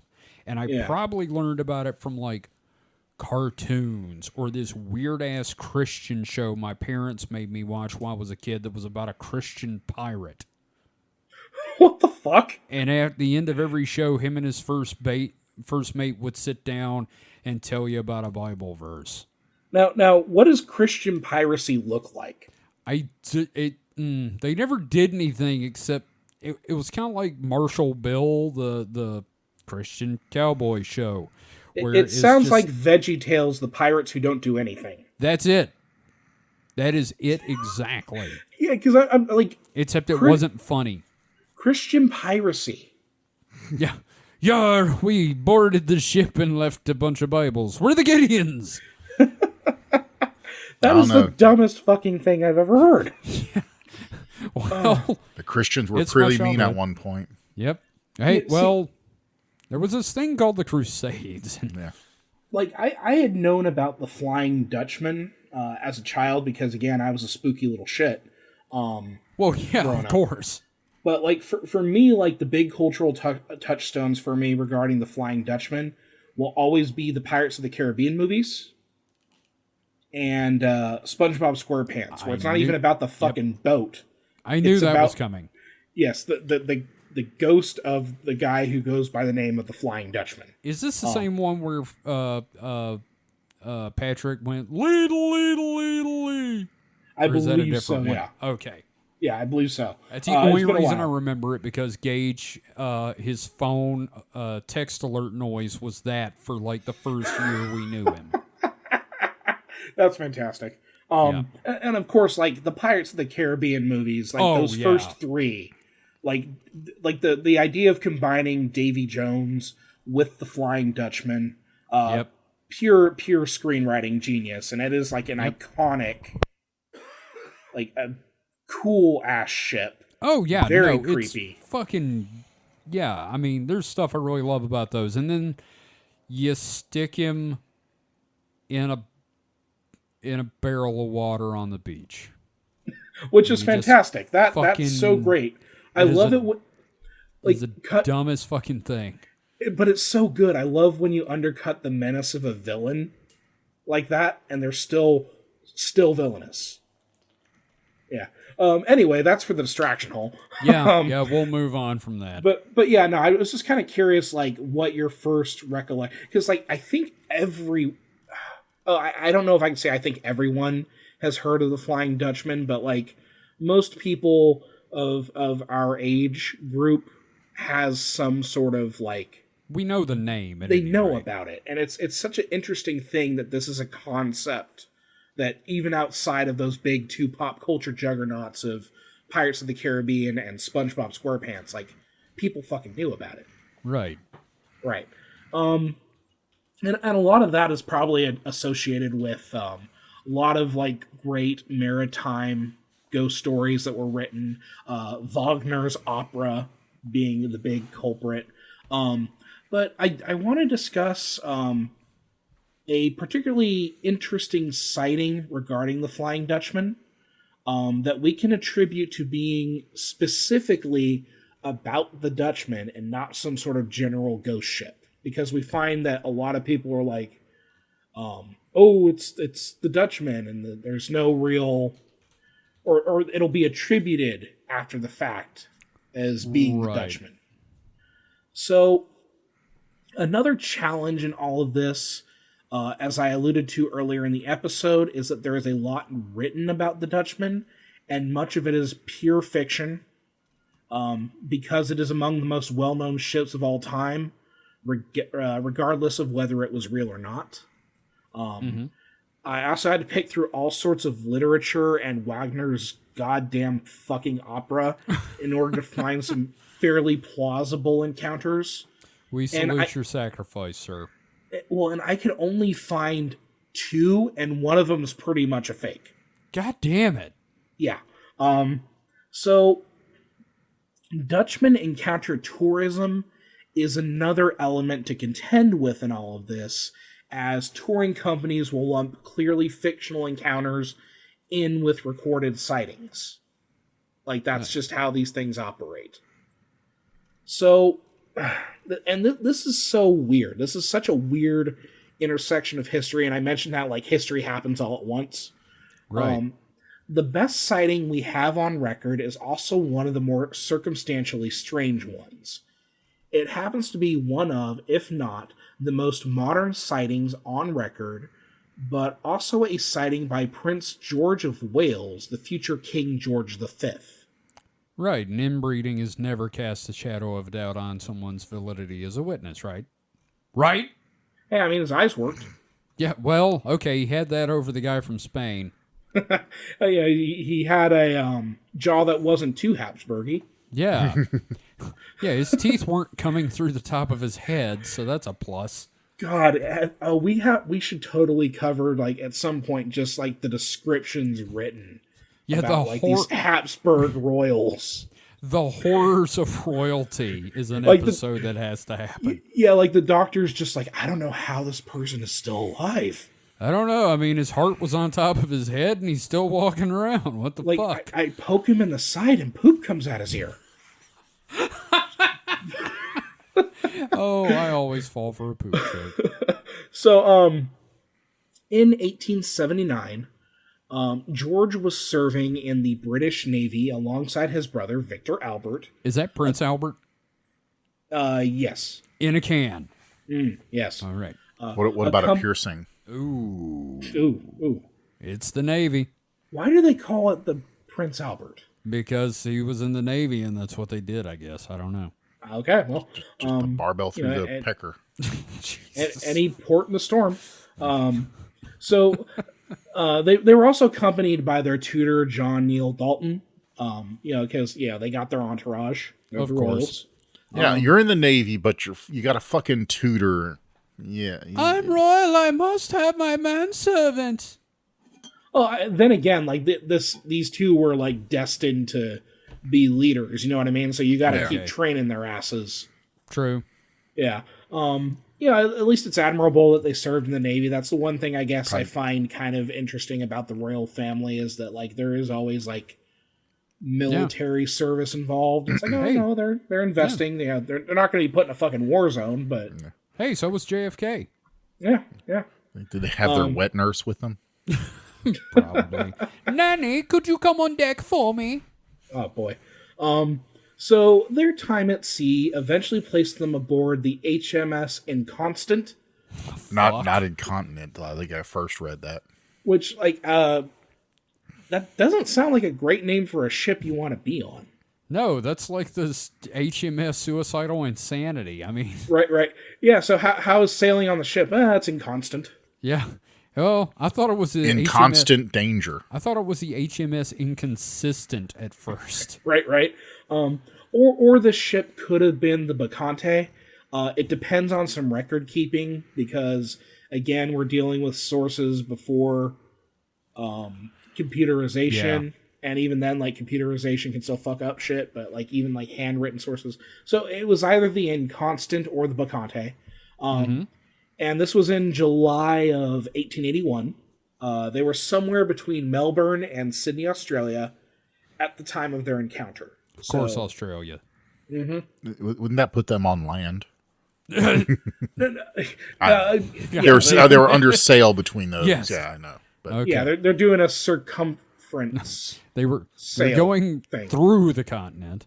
Yeah, no, they got a land ship. They did that whole crab thing from Pirates of the Caribbean 3. Yep. So we have what we have here is we have the logs kept by George and Victor that convey the story. And I'm going to go ahead and quote from a couple of these logs. Okay. July 11th at 4 a.m., the Flying Dutchman crossed our bows.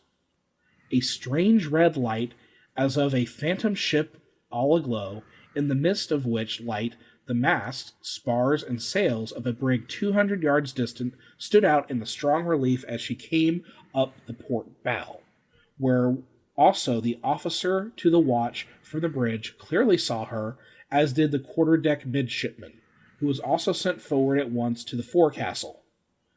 That is a long-ass sentence. With a lot of terms. There's no periods there. That is a Ben Shapiro style sentence. Yeah, and I'm only pausing because there's a semicolon here, so it's still technically one sentence. We're still in the first one.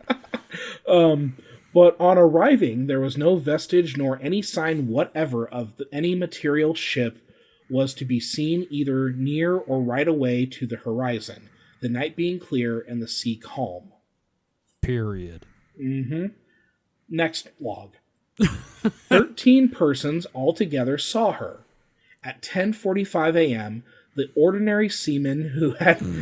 not the royal seaman, clearly. Yes. The ordinary seaman who had this morning reported morning Flying seaman. Dutchman fell from the foretop mast cross trees onto the top gallant forecastle and was smashed to atoms. Now that is a phrase we need to bring back. Smash to fucking atoms. And the reason why I find this, there's a bunch of reasons I find this interesting. But, like, this is a real Dutchman encounter because they encounter the Dutchman and someone fucking dies. Yeah. Yeah. Like, dude is smashed to atoms. Cursed. I don't know what to tell you. Yeah. Smashed him. Did he blow up? To shreds, you say? Did they split his atoms? Right. He just burst into water. Yeah. No, he crashed into the ship and there was a mushroom cloud. So, member of the royal family, what is it, Elizabeth II's grandfather? Something like that. Yeah, she, her grandfather saw the Flying Dutchman, and a dude fucking fell off the mast and landed on the fucking deck and died. Nice. Wild shit. Yep. Now, there are two things that stand out here that make me wonder if this even was the Dutchman. So, one, the sighting here seems to be in the wrong place, as most sightings tend to occur near Africa. Yeah. Mm-hmm. But then again, like, we talked about, like, Dutchman sightings in the Northern Circle and that sort of thing. Yeah. Second, there wasn't really any, like, doom that fell upon George and Victor. I know we talked about that guy being bashed to atoms. But there was no doom for George and Victor as one would expect in an encounter, unless we count their cousin Nicholas II getting completely fucked in the Russian Revolution. Uh-huh. I suppose you could also maybe count the First World War as well, but that kind of happened to everyone, so who knows? Now, here's the thing. King and country are one, and look what happened to the fucking empire. I mean, that's fair. That's fair. Okay. Like, there was an immediate death. Yeah. Some poor random-ass sailor, R.I.P. Yeah, I just suddenly have this image of the mummy from Aqua Teen Hunger Force popping up out of, like, a hatch on the deck going, curse! So yeah, that's like the best encounter. the best and most identifiable Flying Dutchman encounter that I can find that feels plausible. So, King sees a ship, man falls out of top of ship, which happens fairly regularly. The end. Well, and he also wrote it was the Flying Dutchman, so there we go. Well, I'm sorry, this is what I have to work with here. no, I understand. Yeah. You must feel like the doctor from Batman working with the Joker. You see what I have to work with. Mm-hmm. Now, there are other smaller encounters of dubious authenticity, but this encounter was the one I found most interesting because of, like, this temporal link between the age of colonization and how this ship would be seen by someone who would have a major role in those colonial chickens coming home to roost in violent and tragic ways. It's a lovely sentence you wrote there. Yeah, it's so weird because, like, again, this is like this weird connection between two very distinct eras, like the beginning of an era and the end of an era. Kind of the birth of the modern world sighting. Yeah. In any case, with so many stories published about the Dutchman, it can be hard to find good examples of reputable sightings. Again, I blame a lot of this on that fucking Wagner 1843 opera called The Flying Dutchman, as it ended up doing more to codify legends and stories surrounding the Flying Dutchman than anything else written up to that point. You know, this is kind of like how the Men in Black movies have warped the actual MIBs into heroes instead of fucked up alien weirdos with an obsession with writing utensils. Yeah, like it also cleaned up those original MIB comics, because those MIB comics were fucked up, man. Yep. Yeah, they were certainly bizarre. They're more in line with the actual spirit of what the real Men in Black are. Yeah, no. When they made that movie, it's like, well, they're going to have to change a lot. Like, you're not going to be able to do a movie where Will Smith is, like, playing a creepy weirdo. Well... The Fresh Prince, like... Now you could. Yeah, maybe now. Maybe now. But back then, no. He was getting jiggy with it. You can't pull that shit. Yeah. So I suppose I should also mention a supposed encounter with the Dutchman by novelist Nicholas Montserrat. And it was kind of put in his unfinished book, Master Mariner, which I admittedly have not read. I bring this up, though, because several sources suggest that Montserrat had seen this encounter in 1942 while he was serving as a third officer on board the HMS Jubilee. The problem is that it does not appear that the HMS Jubilee was a real ship. I can't find evidence of the ship having existed during World War II. I spent a lot of time searching for it in any online records. I can't find any record of him having served on this ship either.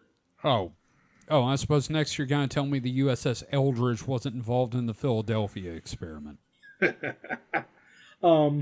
So this encounter here, I think, is emblematic of of most Dutchman stories. Like, it sounds plausible, but the details are either super vague or outright fabricated. Regardless, still a cool story. Cool story, bro. Yeah, cool story, bro. So regarding theories about this stuff is, like, obviously one theory is, yes, there is a doomed ship sailing around the world fucking with people. Well, like, that's one theory. Mike, that's the most obvious answer, right? Sure.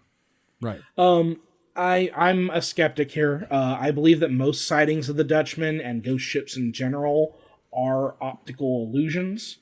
I'm not saying there aren't any real ghost ships, as who am I to claim that? But I am suggesting that most cases are of a reasonable scientific explanation.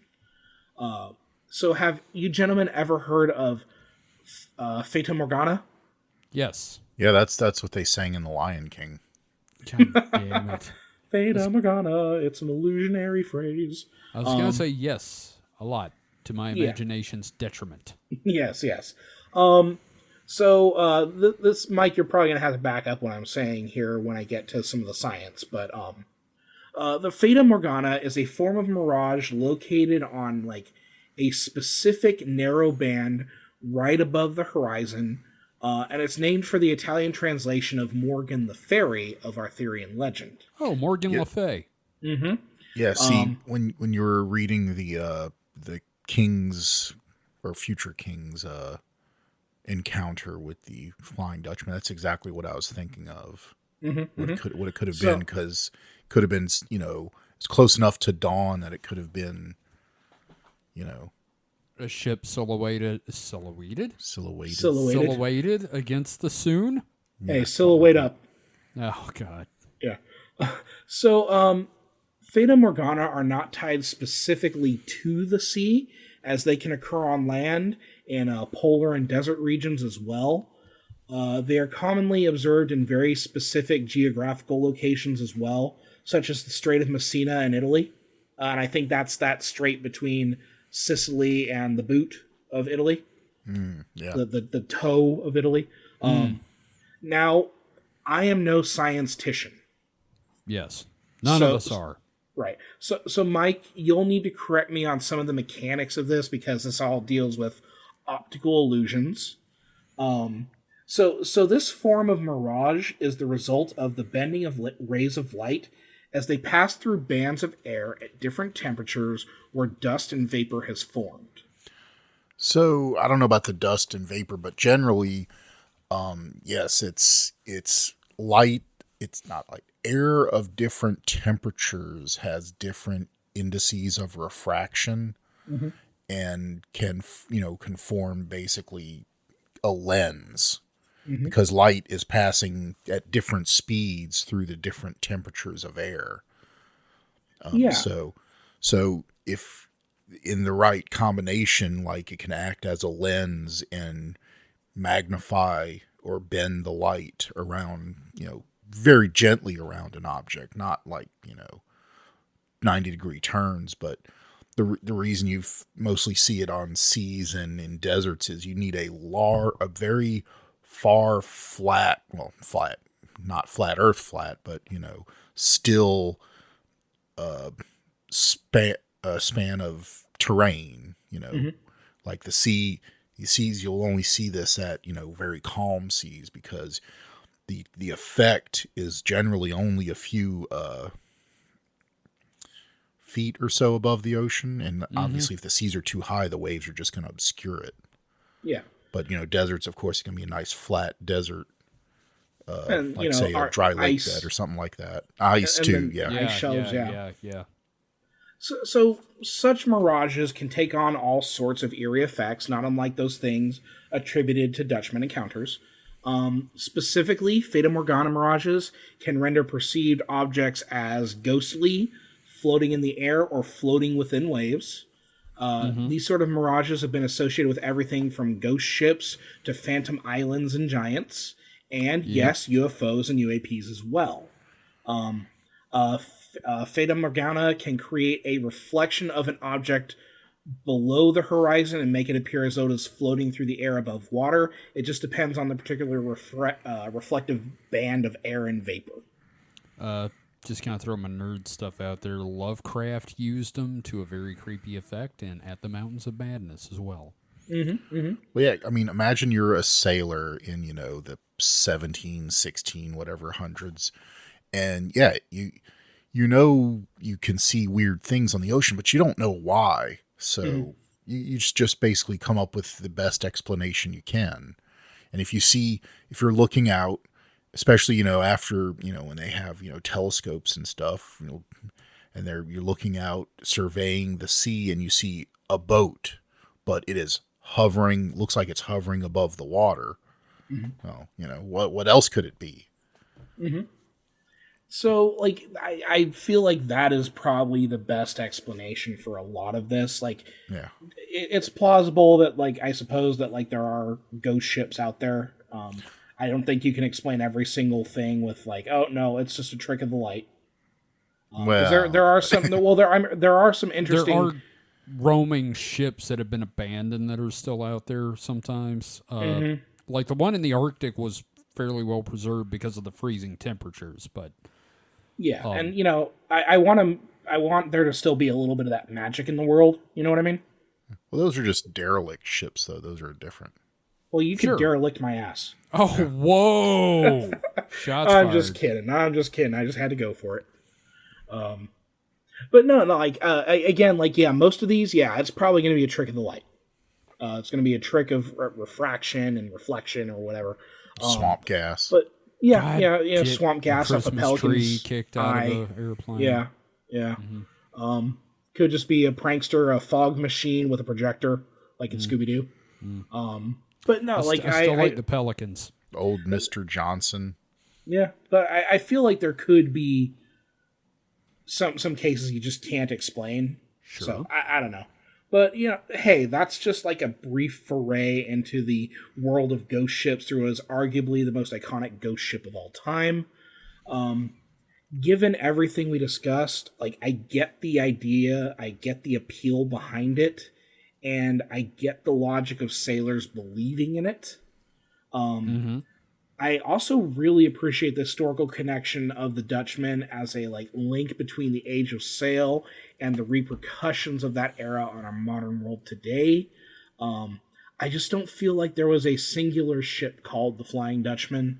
What we have here is the amalgamation of numerous sightings and superstitions into an easily reproduced, intriguing passage.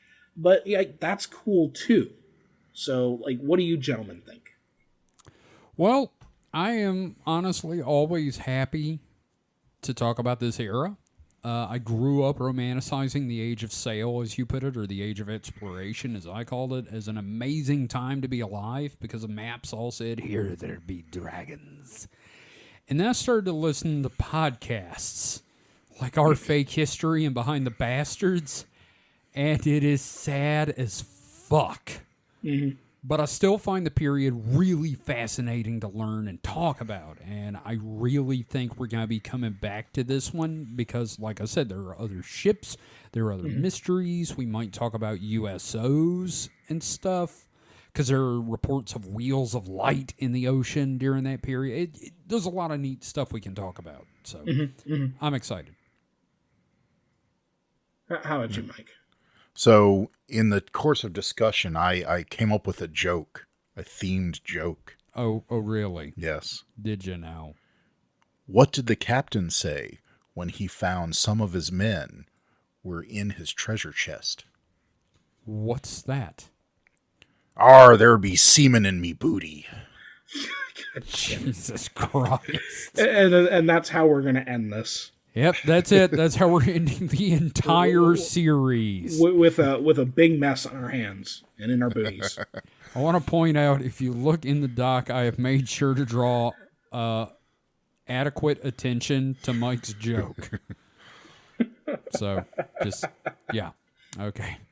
Well, David, thank you for that one. That was actually a lot of fun. I really enjoyed talking about that. And just talking about that time period in the Flying Dutchman, and Mike just apparently changed it to fucking Comic Sans, you fucker.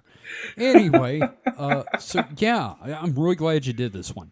I know you said you didn't have a lot to work with, but you pulled it out, buddy. So thank you for that. Pulled it out, got semen all over the document. Got semen all over the booty, yep. So, thanks, man. I'm glad you did it. Yeah, no, it's fun, and we'll definitely talk about other ghost ships, but, it's just everything's the Flying Dutchman, apparently. Yep. So, we're going to do a couple of Weekend Weirds coming up next. We're going to probably have an episode that is, we're working on some new freeform versions of the show to try, to give us more research time, because the last few episodes, it's taken a lot more time to do than we thought it would. Yeah. And, other shows get research assistants. We have you and me. Yeah, and I've got 2 books on Roswell to read. Fuck. And I'm just going to say it's really interesting how there's no set narrative. It just depends on who you want to read. So, David, do you have any plugs? No, just make sure that if you have any interest in cryptids and you can draw, even if you don't think you draw well, please send something into the zine, because I am wanting to fill that book out. If you want to write an erotic fan fiction about Bigfoot, I'll fucking run that shit. Yeah, no, we'll totally put your erotic Bigfoot /fic. Yeah, I want to for our first zine, I really want that thing to be packed to the gills. So just hit up supernatpod.rock/zines, and I'm ready to throw your stuff into the book. Yep. Okay. And Mike, do you have anything you want to throw any attention at? My brilliant joke. The semen in your booty. Yes. That's about it. That's what you're. Goddamn. That's my magnum opus. I made this show, and this is where we are. I started this series, and we're at semen booty jokes. See, I don't think you've drawn enough attention to the joke in the document, so I'm just going to hit that with center align. Oh, thank you. Okay, yeah, there you go. There's no nautical themed font, so I had to choose lobster. Yep, that's close enough. It was for the seafood lover in you. So, I'm just going to say that if you're a fan of my comics, specifically The Aaron Apprentice, it's going to have a new home soon. Ooh. More information on that when it happens. And we'll talk about that more in depth when it happens on the Distraction Hole. But strange things are afoot at Kevin's Circle K of Comics. Kevin's K-hole. God damn, Mike with the holes. Jesus. So, thank you everyone for listening. Don't forget, you can head over to supernatpod.rocks. That is supernatpod.rocks to find out more information about the show, listen to past episodes, check out our Patreon, head to our Discord, find a link to our YouTube channel, which is now caught up, And you can leave information for us. And holy crap, we had a comment, and I'll read it on the next Weekend Weird. Oh, yeah. I forgot about that. So thanks, everybody, for listening. We will see you next time. So until then, stay safe and stay froggy. Goodbye. I was going to say, may your Dutchman remain aloft. May your Dutchman remain flying, yeah. Yep. And your booty. Oh, no, I won't go there. God damn it. You and your booty. It's so distracting, Mike. Stop distracting us with your booty. But it's so shiny. Because of the seaman. No, it's because of the gold. Mike, are there seamen on your poop deck? No. They're below decks because, it's raining. Aren't you guys in your late 40s? Yep. Supposedly.